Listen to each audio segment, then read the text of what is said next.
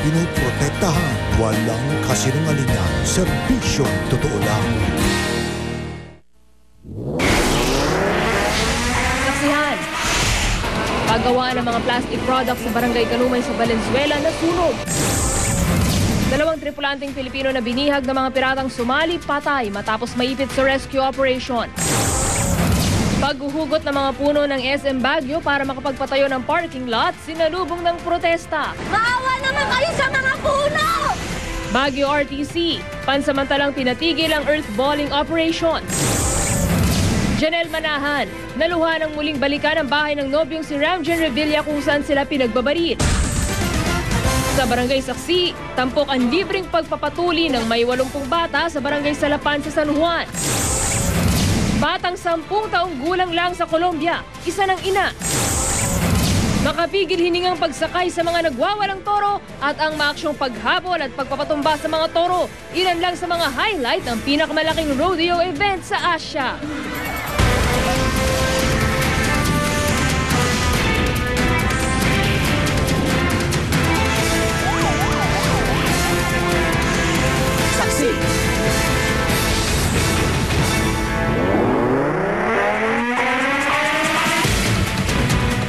Nasusunog pa rin sa mga sandaling ito ang isang pagawaan ng mga plastic products sa Barangay Kanumay sa Valenzuela. Pahirapan ang pag-apula sa apoy dahil sa mga nakaimbak na plastic at ibang kemikal sa loob ng pabrika. At live mula sa Valenzuela, saksi si Salima Refran. Salima. Vicky Igan, nagasama oras sa ito ay patuloy pa rin ang pag-apula sa isang sunog dito nga sa isang pagawaan ng plastic products sa Kanumay, Valenzuela. Nagangalit na apoy at makapal na usok ang sumalubong sa mga bombero sa compound ng Tyson Industrial Corporation pasado alas 8 ng gabi. Ayon sa gwardiya ng pagawaan ng plastic, mag-alas 8 daw ng gabi na makita nila ng kanyang mga kasamahan na nasusunog na ang warehouse number 3 kung saan nakaimbak ang kanilang mga finished product. Basta umusok na lang, niransak na lang namin yung number 3, gawa nga ng sarado yung bodega na yun eh. Eh wala na, pagbukas namin, malakas na yung umapoy na kagad eh. Mabilis na kumalat ang apoy sa mga katabing warehouse at maging sa mismong imbakan ng mga sangkap sa paggawa ng plastic, dahilan para mabilis na ilagay sa ikalimang alarma ang sunog. Pinilit pa ng mga trabahador at bumbero na isalba ang mga produkto sa nalalabing warehouse 1 at 2. Ang mga bumbero maingat sa pag-apula ng apoy, lalo pat kemikal ang nasa loob ng mga warehouse. Tanker ng ng kakalahati siguro ng tanker ng mga LPG gas na nagde-deliver. Yun ang delikado. Oh, yun daw, pag inabot yan, yung sabog yun. Vicky Igan, mag-alas 11 nga ng gabi na ideklarang under control na ang sunog. Nasa warehouse 3, 4, 5 at 6 na lamang ang apoy. Wala pang binibigay na impormasyon sa halaga ng pinsala ng sunog. Iniimbestigahan pa rin ang sanhi ng apoy. At live mula dito sa Valenzuela, ako si Salima Refran, ang inyong saksi. Samantala, 2 tripulanteng Pilipino ang patay matapos maipit sa rescue operation sa barkong hinayjack ng mga piratang Somali. 8 kababayan naman natin ang nailigtas. Darito ang report. Matagal lang problema ang pang-hijack ng barko ng mga piratang Somali. Sa talanga ng DFA, 47 tripulanteng Pilipino pa rin ang bihag ng mga pirata mula sa magkakahiwalay na pag-atake. Isa sa mga pinakahuling hinhijack ang bulk carrier na pag-aari ng Iran. Naglalayag ang MV Eglantine sa southwestern coast ng India nang atakihin nitong March 26 ng 12 piratang Somali. Sa 23 tripulante nito, 10 ang Pilipino. Matapos ang isang linggo, nagsagawa ng rescue operation ng Navy ng Iran. Nang matunugan ito ng mga pirata, itinali nila sa kamay ang mga tripulante at ginamit pang human shield sa gitna ng putukan. Ayon sa DFA, isang Pilipino ang patay matapos tamaan ng bala sa ulo. Bukod sa kanya, isa pa nating kababayan na nasawi nang masuffocate sa engine room kung saan siya nagkubli. Pero ang 8 Pilipino at iba pang tripulante nailigtas. 12 pirata naman ang arestado. Tiniyak ng Kish Shipping Line sa ating embahada sa Tehran na bibigyan nila ng pinansyal na tulong ang mga pamilya ng mga biktima. Tutulong din daw ang kumpanya sa pag-uwi sa labi ng 2 nasawi. Bukas nakatakdang umuwi ang 8 Pilipinong nakaligtas. Para sa saksi, Trisha Zafra, nag-uulat. Sinalubong naman ang protesta ang paghuhugot ng mga puno ng SM Baguio para makapagpatayo ng parking lot. At bagamat pansamantalang pinigil ng Baguio RTC ang earthballing operation, iginit ang pamunuan ng mall na dumaan daw sila sa tamang proseso. Saksi si Sandra Aguinaldo. Alas 7 kagabi nang makuna ni Yus Cooper Carlo Altomonte ang pagtatakip sa bahagi ng property ng SM Baguio. Ayon sa kanya, bandang 1:30 ng madaling araw, pinaniniwala ang nagsimula ang earthballing o paghuhugot ng mga puno kasama ang mga ugat nito. May kuha rin sa lugar bandang 1:00 kaninang umaga si Yus Cooper Din Quanso, kung saan kita ang ilang lalaki na tila abala.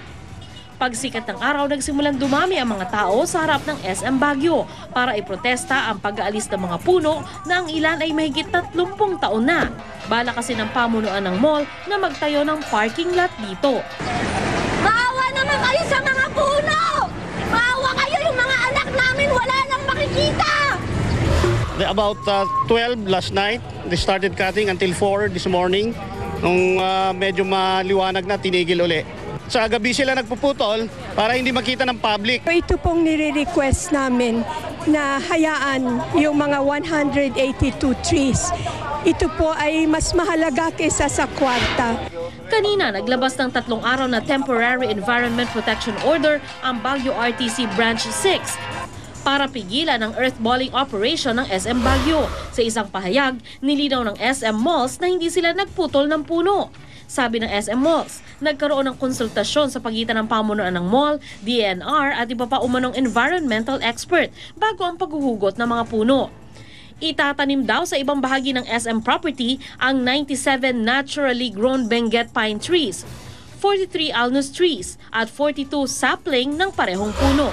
Ayon naman sa DNR, nakapasa raw sa lahat ng requirements ang SM Baguio kaya binigyan sila ng permit, hindi lang para mag-earthball kundi magputol din ng puno. Permits nakuha naman nila from the barangay, no, na they did not object to the expansion project and to the cutting of trees. Then at the same time, meron din sulat ang city mayor addressed to the secretary favorably endorsing the expansion project. Considering na una-una private property na ito, no?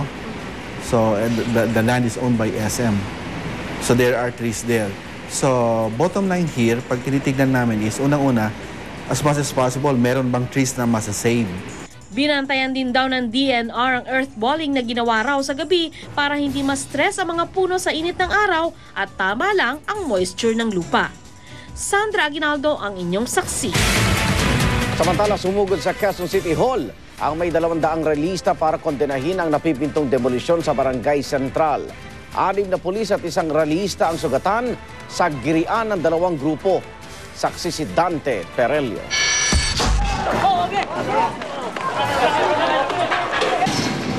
Sa bilis ng pagsugod ng may 200 relihista, hindi sila agad naharang ng mga gwardya ng Quezon City Hall at tagumpay na napasok ang lobby ng main building. Ang mga empleyado ng City Hall tuloy napalabas sa kanilang mga opisina. Mabilis namang rumisponde ang mga pulis, pero maya-maya pa, nagkagirian at tulakan na. Pilit itinaboy ang mga relihista gamit ang mga steel barricade. Sa nangyaring gulo, 6 na pulis at 1 relihista ang sugatan ayon sa QCPD. Sa huli, pinayagan din magprograma sa labas ang mga relihista na kontra sa planong demolisyon sa Barangay Central. Ang karapatan ng mamamayan! Binigyan naman po natin ng konting minuto para magsabi sila kung ano yung sa lobby nila. Pagkatapos po noon, palisin po natin na maayos. Bago sumugod sa Quezon City Hall, nagbarikada muna ang mga residente ng Barangay Central sa BIR Road para pigilan ang napipintong demolisyon. Giit nila, wala raw silang natatanggap na court order o notice of eviction at hindi rin daw kinonsulta. May alok naman daw na relocation malapit sa lugar pero kailangan daw nilang magbayad ng 20,000 pisong equity bago makalipat. Sa mas murang relocation site naman sa Rodriguez Rizal, hindi pa umano tapos sa mga bahay at pasilidad at malayo pa raw sa kanilang trabaho. Talagang hindi kami papayag na hindi namin paglaban ang karapatan namin. Kung dapat buhisan ng buhay para at least magkaalaman na doon sa nakakataas, kailangan. Wala pang tugon sa mga pahayag na ito ang lokal na pamahalaan ng Quezon City. Ako si Dante Perelio ang inyong saksi. At sa ibang balita, nag-aalala ang ilang nagtitinda ng isda sa Cagayan sa posibleng maging epekto sa kanilang kabuhayan ng pinatutupad na no-fishing zone bunsod ng rocket launch ng North Korea. At live mula sa Cagayan, saksi si Joseph Moro. Joseph? Hindi papayagan pa rin ng provincial government ng Cagayan na makapangisda kahit pa nga may ipapatupad na no-fishing zone mula April 12 hanggang 16 sa ilang mga bayan ng munisipyo dito sa probinsya. Ito ay bunsod nga ng posibleng panganib na dala ng North Korea rocket launch. Ayon kasi sa probinsya, wala silang magagawa dahil 100,000 na mga mangisda ang posible raw na mawala ng kabuhayan kung sakasakali. Ngayon pa lamang, nag-aalala na raw ang ilan sa mga tindera ng isda na inabutan kung doble kayod makabenta sa palengke ng Barangay Don Domingo sa Tuguegarao, Cagayan. Umaasa raw kasi sila sa islang nahuhuli sa mga baybayin ng probinsya tulad sa bayan ng Santa Ana. Ang problema, batay sa abiso ng National Disaster Risk Reduction and Management Council o NDRRMC, posibleng bumagsak sa dagat ng Santa Ana ang ikalawang bahagi ng paliliparing rocket ng North Korea sa pagitan ng April 12 hanggang 16. Kaya naman ipinagbawal ang pangingisda rito, gayon din sa mga bayan ng Bagao, Gonzaga at Gataran. Pag hindi pinayagan na mangingisda, wala din kaming tinda, wala din silang papadala. Ang ilan tulad ni Aling Louie, baka sa ibang probinsya na lamang daw muna hahango ng isda.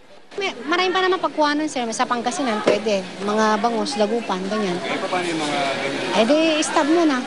Ayon sa provincial government, tinatayang 100,000 mangingisda ang maapektuhan ng no-fishing zone. Kaya papayagan daw ang commercial fishermen na mangisda pero hanggang municipal waters o 15 kilometro lamang mula sa baybayin. Talaga pong napakahirap, lalong-lalo na ngayon, nataghirap talaga. Na pagka binawalan mo yung isang pamilya na mangisda sa loob ng 4 na araw, siguradong magkakaproblema sila sa pagkain. So yun ang naisip namin na isang solusyon para at least kung hindi man sila makapunta sa beyond 15 kilometers, pwede pa rin sila mangisda dito sa medyo malapit sa Pampang. Perwisyo rin ito sa ibang residente, lalo't may payo ring huwag maglalabas ng bahay mula April 12 hanggang 16. Dapat sa kanila na lang, pataasin nila, tsaka nila ibagsak sa kanila. Para sila na lang, hindi yung magdadamay na ibang tao. Diyos na lang bahala dyan. Kung may malakas na panalag mo sa Diyos, you're safe. Nilalayo ng Diyos yan. Siyempre nagdadasal. Yun lang naman ang kalaban eh. Magdasal ka, ganun. You have to pray. Vicky, ayon naman sa NDRRMC ay sa dagat daw kung hindi lilihis yung rocket.